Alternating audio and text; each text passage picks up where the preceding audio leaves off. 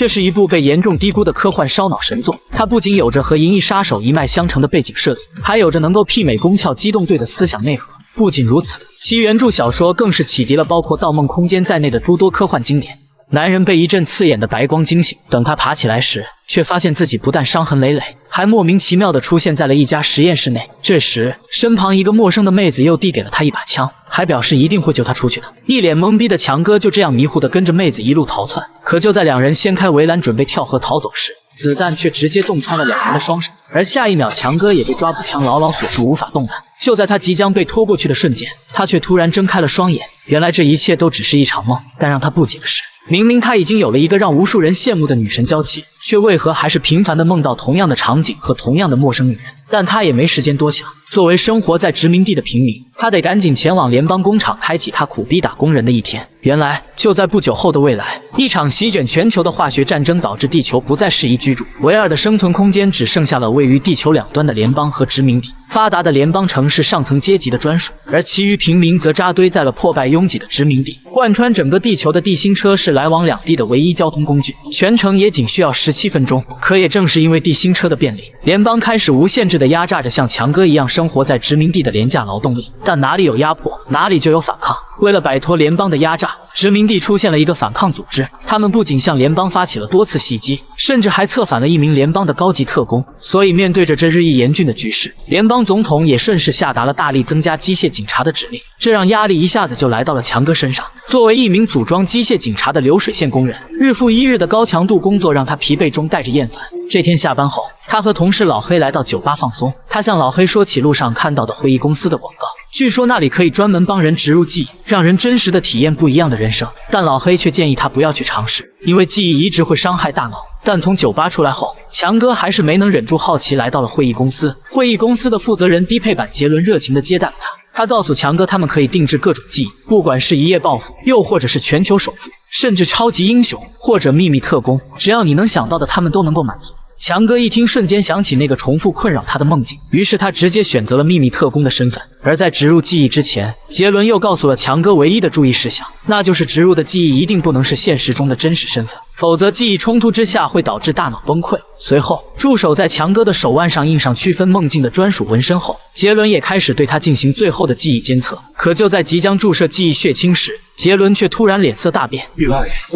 Son of a bitch. Look, I don't have a mistress. What are you talking about? You're a goddamn spy.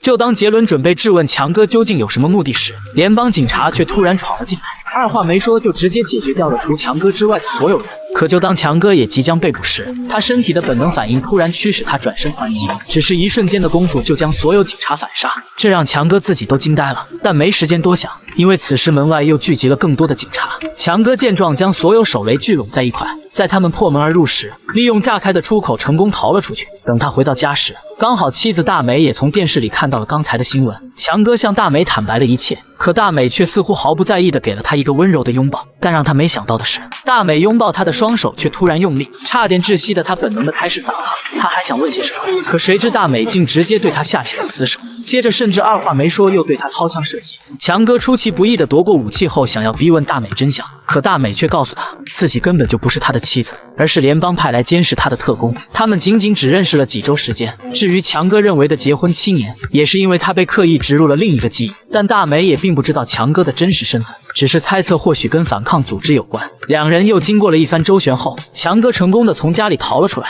这时，他手掌内的嵌入式电话突然响了起来，他试探着接通后，电话另一头出现了一个自称哈蒙的男人。他告诉强哥自己是他在联邦情报局的好友，而这个电话也是强哥在7年前就要求他打给自己的。他叮嘱强哥一定要找到钥匙。说完后就立马挂断了电话，并发来了一个保险箱的地址。而为了避免被追踪，强哥强忍剧痛割开了手掌，硬生生的将通讯设备取了出来。随后来到银行的他成功的取出了保险箱，里面放置着几本不同身份的假护照、大量的现金和一个电子伪装器，以及一个奇怪的钢琴黑键。他继续摸索着，又在保险箱上找到了一段他自己录制的视频。视频中的自己给了他一个联邦公寓的地址后，也着重强调让他一定要找到那把钥匙。于是为了弄清楚自己究竟是谁，他利用伪装器成功来到了联邦。可就在出站安检时，他却还是被警卫识破了身份，这让他只能继续逃命了。但慌不择路的他直接跳上了一辆悬浮车，下一秒就被甩到了车流湍急的公路上。就在这时，一辆车停在了他面前，车门打开后，他才惊讶地发现来人竟是梦境中的那个陌生女人。强哥毫不犹豫地就跳上了车，他的前妻大美也带着警察在身后穷追不舍。在上演了一番《速度与激情11》的公路追击后，他们却还是被出现在正前方的悬浮战机锁定。就在千钧一发之际，强哥当机立断，一拳砸碎了车内的智能系统，瞬间下坠的车辆成功摆脱了锁定。眼看着即将砸向地面时，他又迅速启动了引擎。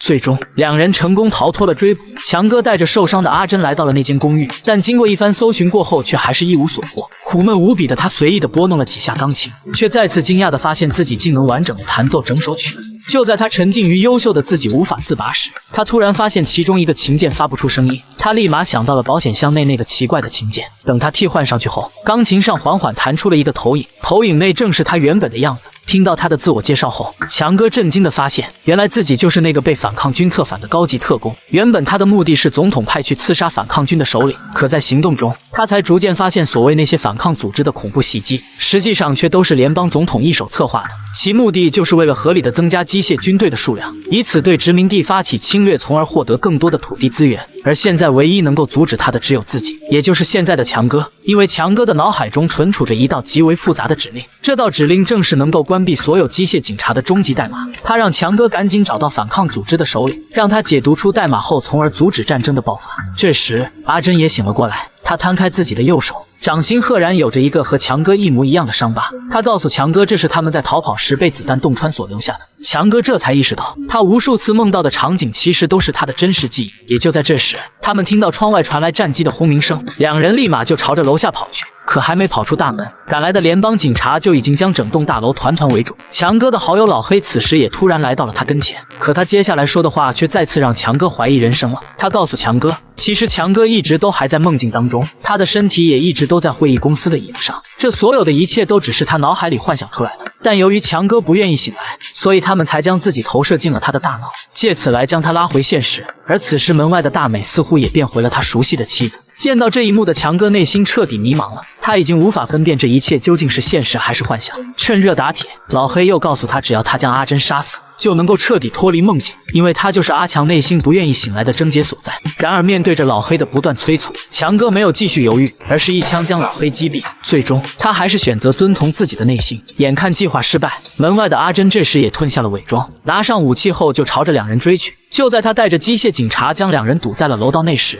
强哥却带着阿珍果断地跳进了电梯井。两人在炸弹的掩护下再一次的绝地逢生了。在成功摆脱追杀后，阿珍带着强哥来到了抵抗军的秘密总部。强哥告知了首领关于代码的事情，可就当他们试图提取强哥的记忆时，却见到了意想不到的一幕。联邦总统的图像突然出现在了投影中，众人意识到大事不妙，但可惜为时已晚。联邦警察此时已经闯了进来，在将所有抵抗军一网打尽后，亲自赶来的总统也毫不犹豫地一枪将首领射杀。随后，总统也终于说出了更加残酷的真相，原来根本就没有所谓的终极代码，这一切都只是他和强哥的计划。从渗透反抗军到刻意接近阿珍，再到假装被捕后清除记忆，目的都只是为了制造强哥彻底背叛联盟的假象。而终极代码的唯一作用也是为了定位到总部的位置。现在计划成功完成了，总统也没打算杀掉强哥，而是准备把他之前的记忆重新移植回来。他自己则带着阿珍和其余人准备接下来的侵略战争。然而就在强哥即将要被植入记忆时，其中一名警察却悄悄地给他松了绑，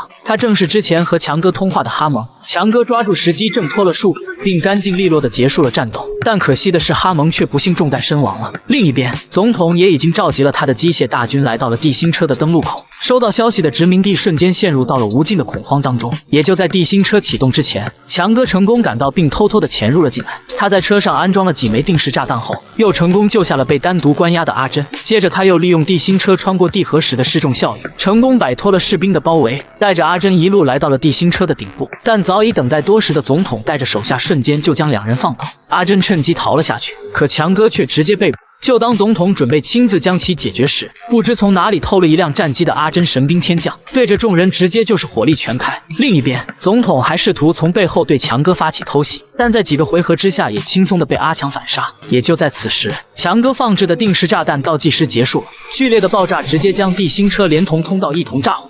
所以在故事的最后，由于唯一的通道被毁，殖民地终于彻底恢复了独立，历史在这一刻也即将翻开新的篇章。而劫后余生的强哥和阿珍也紧紧地拥抱在了一起。强哥无意中望向了自己的手臂，手臂上会议留下的印记却好似从没有出现过，而远处会议公司的广告牌也显得格外突兀。但在看着怀中满眼都是他的阿珍，阿强终于明白，是梦境还是现实其实都并不重要，活在当下，珍惜当下，才是现在的他最在意的。